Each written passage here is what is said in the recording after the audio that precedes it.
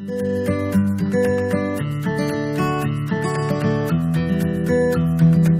evening. October being a Breast Cancer Awareness Month, we welcome you all in our today's exclusive interview on breast cancer awareness and prevention. Today, for this exclusive interview, we have one of the eminent medical oncologists, Dr. Hani Parekh, working in Bharat Cancer Hospital. She is the first female medical oncologist of entire South Gujarat, trained from Gujarat Cancer Research Institute, Ahmedabad, with an experience of 4 years. She deals with all types of solid and blood cancer in all age from group pediatric to adults and is trained in giving all types of chemotherapy, targeted therapy, immunotherapy, and palliative treatment. We welcome you, Doctor, for this exclusive interview and thanks for sharing your valuable time with us today. स्तन cancer क्या होता है?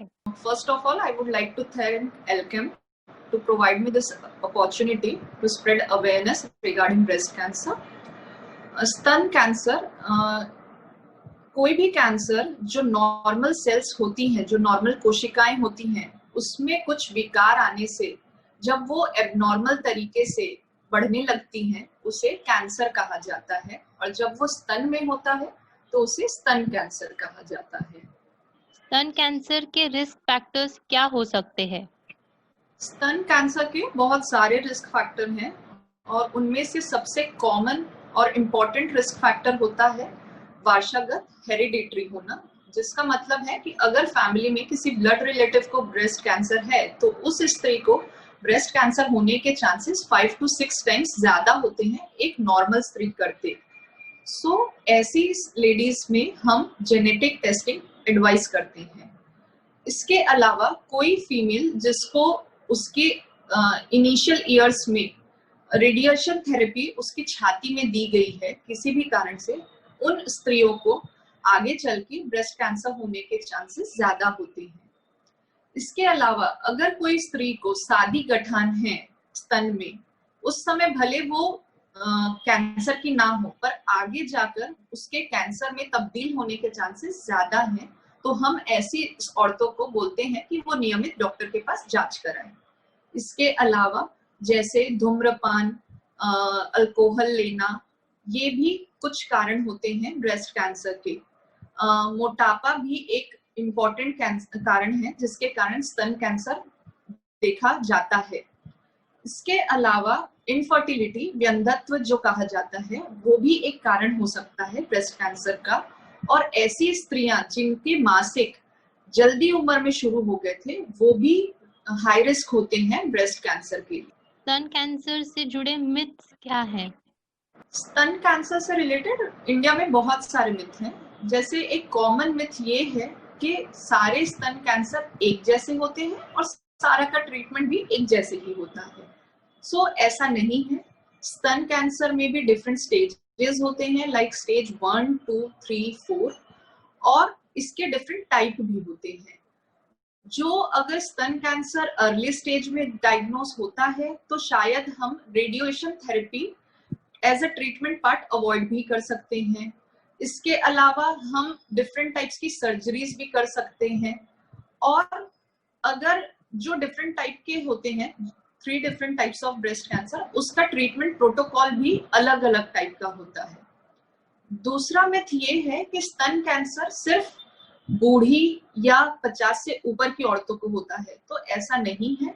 स्तन cancer young females में भी हो सकता है, इवन प्रेग्नेंट फीमेल्स में भी हमने स्तन कैंसर होते देखा है, और स्तन कैंसर पुरुषों में भी पाया जा सकता है। एक दूसरा मिथ ये भी होता है कि स्तन कैंसर में हमें पूरा स्तन निकालने वाली सर्जरी हम कराएं तो भी अच्छा रहता है, तो ये भी एक गलत धारणा है। जो ब्रेस्ट बचा के सर्जरीज आज मॉडर्न टेक्निक में होती है, उससे भी वो भी कराने से आप पूर्णतः ब्रेस्ट कैंसर से क्योर पा सकते हैं।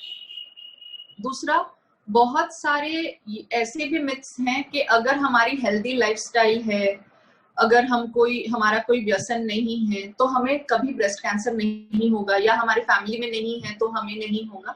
ऐसा नहीं है। नो डाउट हम हेल्दी लाइफस्टाइल प्रमोट करते हैं, बट आफ्टर दैट ऑल्सो आपको स्तन कैंसर होने के चांसेस हैं। आज की डेट में इंडिया में हर 4 मिनट में एक फीमेल को ब्रेस्ट कैंसर डायग्नोस होता है। इसलिए ये गलत धारणा ना रखें कि भाई मुझे कोई बैड हैबिट नहीं है या मुझे कोई प्रॉब्लम नहीं है तो मुझे ब्रेस्ट कैंसर नहीं होगा। रेगुलर स्क्रीनिंग आप कराइए और अर्ली डायग्नोसिस से इस कैंसर को बिल्कुल मिटाया जा सकता है। डॉक्टर, कौन से ऐसे लक्षण हैं जो स्तन कैंसर हो सकने का इशारा करते हैं?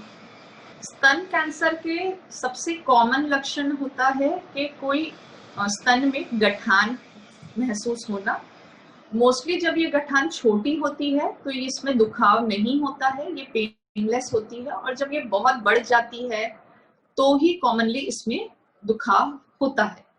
दूसरा, आपके निप्पल से कोई डिस्चार्ज आना, खून निकलना, ये भी स्तन कैंसर होने का लक्षण हो सकता है।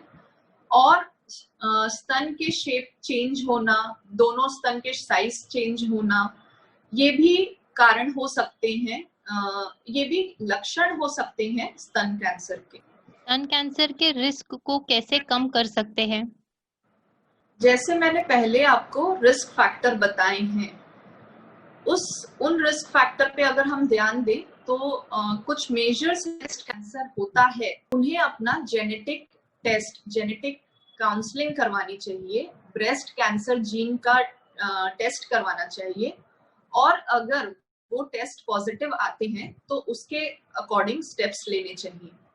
उसके अलावा अभी मॉडर्न कैंसर थेरेपी में हम यंग पेशेंट्स को, यंग फीमेल्स को रेडिएशन थेरेपी देना अवॉइड करते हैं, वो सिर्फ इसीलिए कि आगे जाकर उनको ब्रेस्ट कैंसर ना हो। फिर जैसे मैंने बताया कि अगर ब्रेस्ट फीडिंग कोई फीमेल कराती है अपने बच्चों को तो ये एक प्रोटेक्टिव फैक्टर होता है।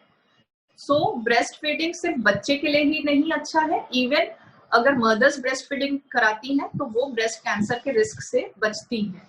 उसके अलावा हेल्दी लाइफस्टाइल, प्रॉपर एक्सरसाइजिंग, एक वेट मेंटेन करना, धूम्रपान और अल्कोहल अवॉइड करना, ये सब भी हेल्दी प्रैक्टिसेस हैं जिससे हम ब्रेस्ट कैंसर के रिस्क से बच सकते हैं। स्तन कैंसर के लिए नए स्क्रीनिंग दिशा निर्देश क्या है? ब्रेस्ट कैंसर के लिए जो स्क्रीनिंग प्रोटोकॉल है उसमें ऐसा है कि जो भी लेडीज 20 इयर्स क्रॉस करती हैं, आफ्टर 20 इयर्स 20 साल के बाद उन्हें हर महीने अपना सेल्फ ब्रेस्ट एग्जामिनेशन करना चाहिए, और 40 उम्र के बाद सालाना मैमोग्राफी करवानी चाहिए, स्क्रीनिंग मैमोग्राफी। और कुछ फीमेल्स जिनकी फैमिली में ब्रेस्ट कैंसर डायग्नोस हुआ है या जिनके में ब्रेस्ट कैंसर जीन पाई गई है, उन्हें 25 साल के बाद सालाना एमआरआई ब्रेस्ट का एमआरआई कराने के गाइडलाइंस हैं। BSE क्या है और यह क्यों जरूरी है? ब्रेस्ट सेल्फ एग्जामिनेशन एक बहुत सिंपल तरीका है जिससे हम बहुत अर्ली स्टेज में ब्रेस्ट कैंसर डायग्नोस कर सकते हैं।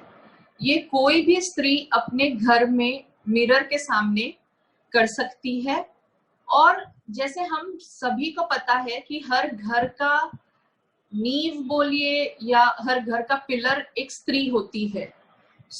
हमें ये प्रमोट करना चाहिए कि वो स्त्री अपने लिए 5 मिनट निकाले महीने में और सेल्फ ब्रेस्ट एग्जामिनेशन करे, और इससे जब वो अर्ली स्टेज में डायग्नोस होता है, लाइक स्टेज 1 में अगर हम ब्रेस्ट कैंसर डायग्नोस कर पाते हैं इस सिंपल से मेथड से, तो उसके ठीक होने के चांस ऑलमोस्ट 90% या उससे ज्यादा होते हैं, जो एक बहुत ही अच्छी बात है। इसलिए हमें सेल्फ ब्रेस्ट एग्जामिनेशन प्रमोट करना चाहिए। स्तन कैंसर के लिए सामान्य उपचार क्या है?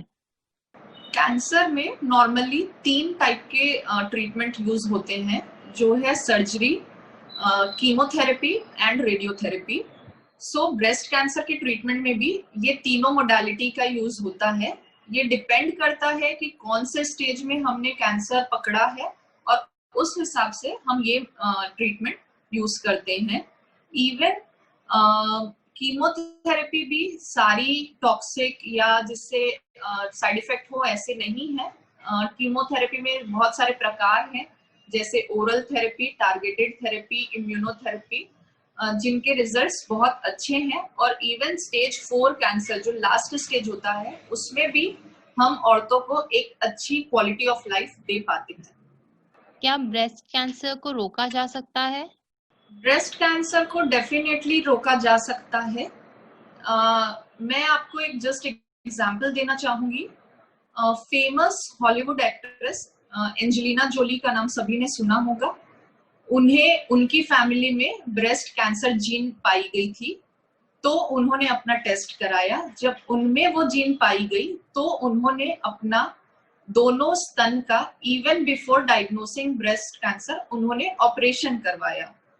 जिससे उनके आगे चल के ब्रेस्ट कैंसर होने के चांसेस निल हो जाते हैं। तो ये टेक्निक्स ऐसा नहीं है कि सिर्फ इंटरनेशनली अवेलेबल है, आज इंडिया में भी ये टेक्निक्स अवेलेबल है, ये टेस्ट अवेलेबल है, ये सर्जरीज अवेलेबल है, ये थेरेपीज अवेलेबल है। अगर हम इन्हें फॉलो करें और अपने लोगों में ये अवेयरनेस फैलाएं तो ब्रेस्ट कैंसर से हम बच सकते हैं, इसे प्रिवेंट किया जा सकता है। Thank you so much, Doctor, for upgrading us with such valuable knowledge. It will surely help in spreading awareness on breast cancer and make women aware about earlier detection of breast cancer. Okay, thank you so much.